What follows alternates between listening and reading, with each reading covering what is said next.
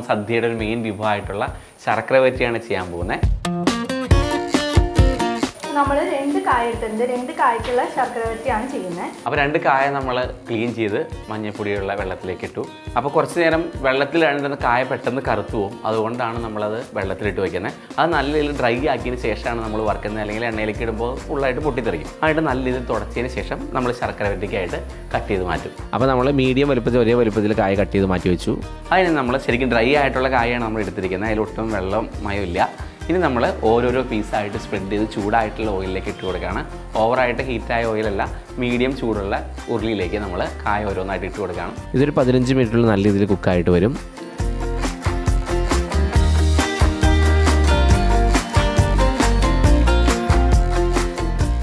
ഈ ഒരു പരുവത്തിൽ നല്ല ക്രഞ്ചി ആയിട്ട് നമ്മുടെ ശർക്കര വരട്ടിക്കുള്ള കായ നമ്മൾ വറുത്ത് മാറ്റി വെച്ചു. ഇനി നമ്മൾ ഇതിൻ്റെ മെയിൻ ഇൻഗ്രീഡിയൻ്റ് ആയിട്ടുള്ള ശർക്കര ഉരുക്കുകയാണ്. അപ്പോൾ നമ്മൾ ഉരുക്കാനായിട്ട് 2 വെല്ലം ശർക്കരയാണ് എടുത്തിരിക്കുന്നത്. ഇത്രയും ആവശ്യം വരില്ല. നമ്മൾ ആവശ്യത്തിന് നമ്മൾ അതിലേക്ക് ഉരുക്കിയതിന് ശേഷം ഒഴിച്ചു കൊടുക്കുകയുള്ളൂ. അല്പം വെള്ളം ഒഴിച്ചു കൊടുത്തു. ഒരു 100 ഗ്രാമോളം ശർക്കരയാണ് നമ്മൾ അതിനു വേണ്ടി എടുത്തിരിക്കുന്നത്. അത് നമ്മളൊരു നൂൽ പരുവാവുന്നവരെ നല്ല രീതിയിൽ ഇതിനെ സോട്ട് ചെയ്യാണ്. ശരിക്കും നൂൽ പരുവായതിന് ശേഷം മാത്രമാണ് നമ്മൾ ഇതിലേക്ക് ചൂടാറി ശരിക്കും തണുത്തിട്ടുള്ള കായ വറുത്ത് നമ്മൾ ഈ സമയത്ത് ഇതിലേക്ക് ഇട്ട് കൊടുക്കുന്നുണ്ട്. അത് നല്ല രീതിയിൽ മിക്സ് ചെയ്യാണ്. ഇത്രയും കായയ്ക്ക് ഇത്രയും ശർക്കര കറക്റ്റ് ആയിരിക്കും.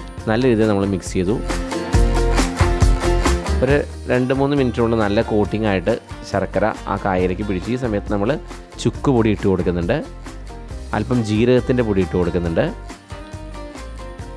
ഒരു നുള്ള ഏലക്കാപ്പൊടി ഇട്ട് കൊടുക്കുന്നുണ്ട്. ഇതിൽ അരിപ്പൊടി കൂടി ചില സ്ഥലങ്ങളിൽ വിതറുന്നുണ്ട്. ഇതിൽ കുരുമുളക് കൂടി ഇട്ട് കൊടുക്കുന്ന ആൾക്കാരുണ്ട്. നമുക്ക് ഓരോരോ ഏരിയയിൽ ഓരോരോ ഡിഫറെൻറ്റ് സ്റ്റൈലിലായിരിക്കും ഇത് ചെയ്യാറാക്കുക. നമ്മൾ ഇതിൽ അല്പം പഞ്ചസാര കൂടി ഇട്ട് കൊടുത്ത് തവയെല്ലാം ഓഫ് ചെയ്തു. അപ്പോൾ ഈ ഒരു പരുവത്തിൽ നമ്മുടെ നല്ല ക്രഞ്ചി ആയിട്ടുള്ള ശർക്കര വരട്ടി നല്ല ടേസ്റ്റോടെ നമുക്ക് റെഡിയായി കഴിഞ്ഞു.